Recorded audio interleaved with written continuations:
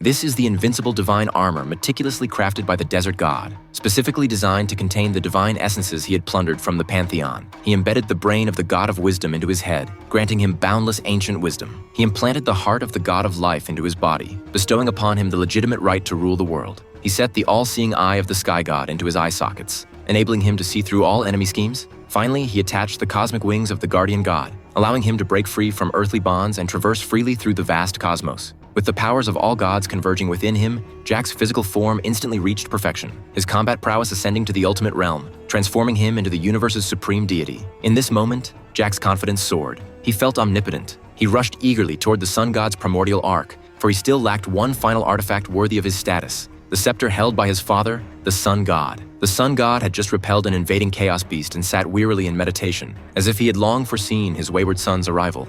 I noticed the tower. Impressive. I built it for you.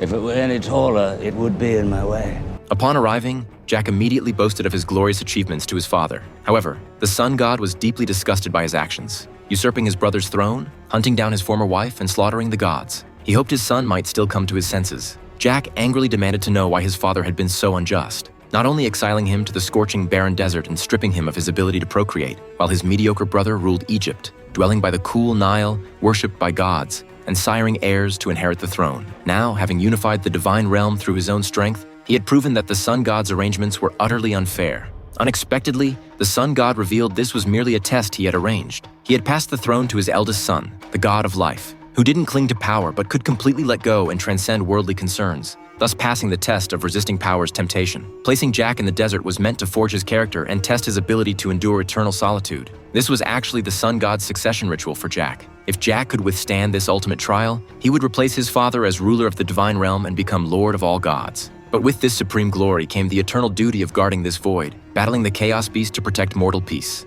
The reason he had stripped Jack of his fertility was to spare his son from suffering the same torment of missing one's children. Despite Jack's unforgivable crime of slaughtering the gods, the sun god was still willing to offer him one last chance at redemption. If he accepted the guardian's duty, all past sins could be forgiven. Yet in Jack's eyes, this fatherly love was nothing but laughable charity. How could he willingly remain trapped in the void for eternity, locked in endless combat with the chaos beast? Gaining immortality and ruling the universe? That was Jack's true desire. To achieve this ambition, he must seize his father's primordial power, destroy all order the sun god had established, obliterate everything the sun god had created, and reshape the world into an eternally burning purgatory, thereby achieving his own eternal divine throne. Hearing his wayward son's insane plan, the sun god finally erupted in rage. This rebellious son had already set foot on the path of no return. Thus began a fierce battle between the sun god and his son.